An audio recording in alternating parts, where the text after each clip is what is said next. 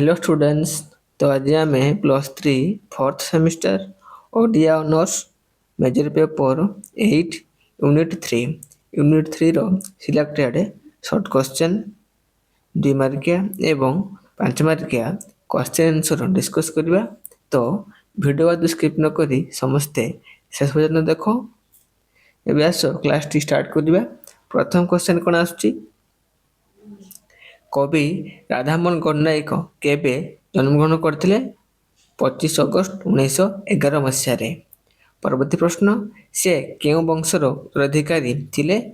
बाघसिंह वंशर उत्तराधिकारी थिले। परवर्ती प्रश्न, पिताଙ୍କ देहांतरे किए क्रंदन करुथिले? युवराज। परवर्ती प्रश्न, किए सांत्वना देबाकु जाय युवराजଙ୍କ शिरକୁ चुंबन कले? राणी सुकदेई। परवर्ती क्वेश्चन को आसिबा, युद्ध बेशरे सज्जित हेबा पई राणी काहाकु कहिले? युवराजଙ୍କୁ कहिले। परवर्ती प्रश्न, काହାର प्रस्ताव राणी को विषतुल्य मने होउची? ना मंत्री को प्रस्ताव राणी को विषतुल्य बोली मने होइची।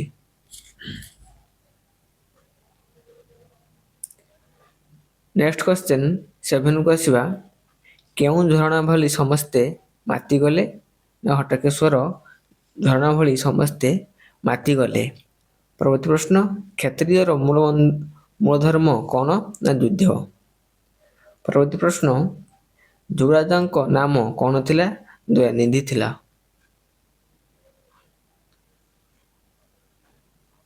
परवर्ती प्रश्न, खर्द राजाଙ୍କ केउं प्रगणा बांकी सहित युक्त थिला? ना कुशपड़ा प्रगणाटी बांकी सहित युक्त थिला। परवर्ती प्रश्न, हेमपुष्प केबे प्रकाशित पाइथिला? 1947 मसीहारे। परवर्ती प्रश्न, विरोही घन कविताटी कविଙ୍କ केउं छकणरू आसीअछि? ना हेमपुष्प छकणरू आसीअछि।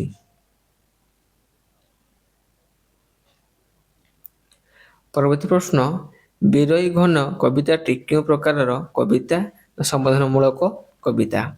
परवर्ती प्रश्न, विरोही घन कवितारे कवि काहाकु संबोधन करछन्ति? ना घनकु संबोधन करछन्ति। परवर्ती प्रश्न, कपाଳରେ केउं रेखा लिखन होइछि? ना विषाद रेखा लिखन होइछि।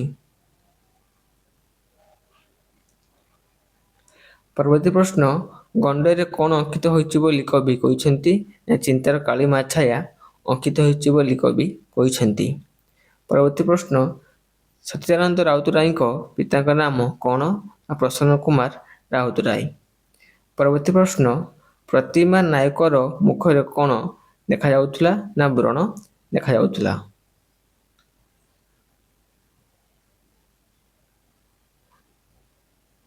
परवर्ती प्रश्न, प्रतिमा नायकर शरीर अवस्था किपरि थिला?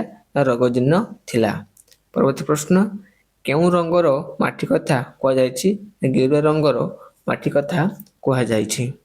परवर्ती प्रश्न, प्रतिमा नायकर देहरे बयसर धूଳି केउं फूल परि कुआ जायछि? जापान कागज फूल परि प्रतिमा नायकर देहर बयसर धूଳି फूल परि कुआ जायछि। नेक्स्ट जीवा गोटे वाक्य उत्तर दियो। तो एनईपी क्वेश्चन सिलेबस अनुसार किछि रहइबो गोटे शब्द बा गोटे वाक्य आउट रहइबो गोटे वाक्य। किछि क्वेश्चन रहइबो शब्द आकार रे, किछि रहइबो वाक्य आकार रे।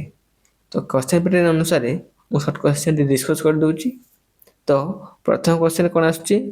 गोटे वाक्य उत्तर दियो। एमती क्वेश्चन आसीओ मझिरे मझिरे एग्जाम रे। राधामोहन गणनायक केउंठारे जन्मग्रहण करथिले? राधामोहन गणनायक एमती लिखिबो अनुगुल जिल्लार कोरंडापाଳ ग्रामरे जन्मग्रहण करथिले। परवर्ती प्रश्न, सामुकार स्वप्न किए रचना करथिले? सामुकार स्वप्न कवि राधामोहन गणनायक रचना करथिले। परवर्ती क्वेश्चन को आसीबा 3 नंबर को, विप्लवी राधानाथर रचयिता किए?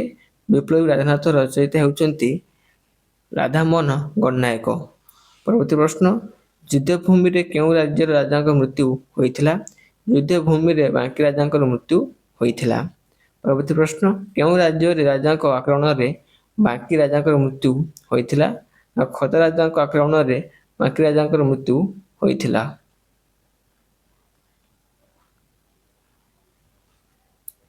ଅନ୍ତଃପୁରରେ କେଉଁମାନେ ବିକଳ ସ୍ୱରରେ କାନ୍ଦି ଉଠିଲେ?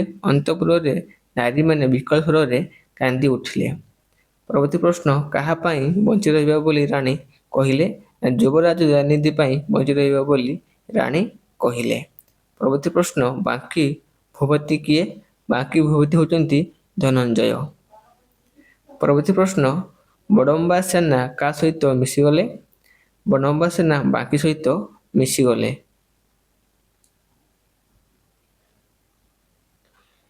ପରବର୍ତ୍ତୀ ପ୍ରଶ୍ନ, ବାଙ୍କୀ ହାତରେ କିଏ ହତ ହୋଇଥିଲା?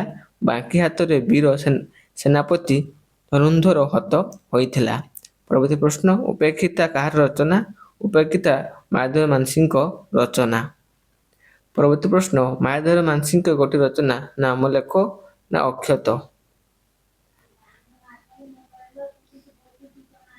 ପରବର୍ତ୍ତୀ ପ୍ରଶ୍ନ, ବାପ ତର୍ପଣ ରଚୟିତା କିଏ? ବାପ ତର୍ପଣର ରଚୟିତା ହେଉଛନ୍ତି ଡକ୍ଟର ମାୟାଧର ମାନସିଂହ। ପରବର୍ତ୍ତୀ ପ୍ରଶ୍ନ, ଘନ ସହିତ କିଏ ତାଳ ତାଳେ ନାଚି ଉଠିଛି? ଘନ ସହିତ ବିରୋହୀ ମୟୂରୀ ତାଳେ ତାଳେ ନାଚି ଉଠିଛି। ପରବର୍ତ୍ତୀ ପ୍ରଶ୍ନ, ବାରିଦ କହିଲେ କାହାକୁ ବୁଝାଏ? ବାରିଦ କହିଲେ ମେଘକୁ ବୁଝାଏ।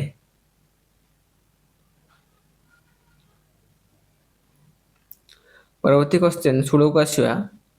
କବି ସଚ୍ଚିଦାନନ୍ଦ ରାଉତରାୟ କେଉଁଠାରେ ଜନ୍ମଗ୍ରହଣ କରିଥିଲେ?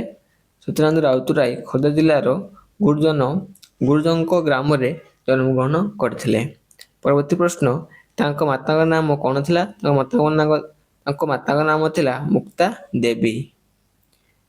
ପରବର୍ତ୍ତୀ ପ୍ରଶ୍ନ, କବି କାହାର ପୋଷ୍ୟପୁତ୍ର ହୋଇଯାଇଥିଲେ? କବି ସଚ୍ଚିଦାନନ୍ଦ ରାଉତରାୟ ତାଙ୍କ ବଡ଼ ବାପା ସଦାନନ୍ଦ ରାଉତରାୟଙ୍କ ପୋଷ୍ୟପୁତ୍ର ହୋଇଥିଲେ। ସଦାନନ୍ଦ ରାଉତରାୟ। ପରବର୍ତ୍ତୀ ପ୍ରଶ୍ନ, ସେ କେଉଁ ମହାବିଦ୍ୟାଳୟରୁ ବିଏ ପାସ୍ କରିଥିଲେ? ସେ ରେଭେନ୍ସା ମହାବିଦ୍ୟାଳୟରୁ ବିଏ ପାସ୍ କରିଥିଲେ।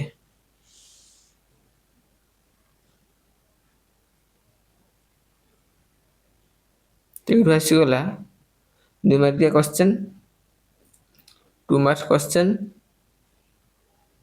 ଓକେ, ତ ଏଠି ମୁଁ ଭିଡ଼ିଓଟିକୁ ଧୀରେ ଧୀରେ ସ୍କଲ୍ କରିକି ଯିବି। ଭିଡ଼ିଓଟି ଷ୍ଟପ୍ କରିକି ପଢ଼ିନିଅ। ଭିଡ଼ିଓଟି ଷ୍ଟପ୍ କର ଏବଂ ପଢ଼ିନିଅ।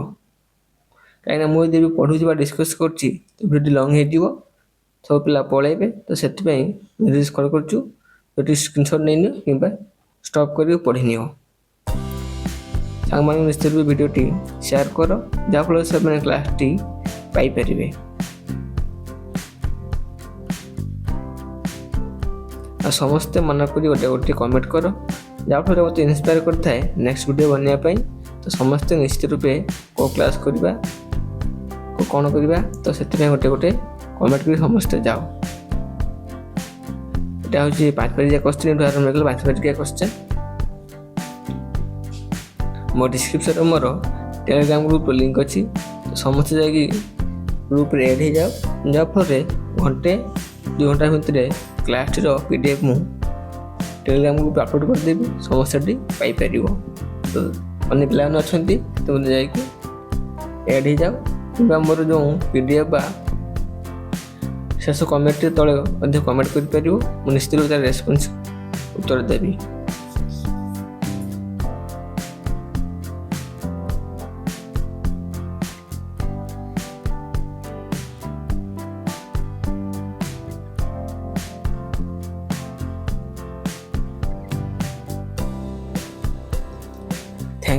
Thank you all.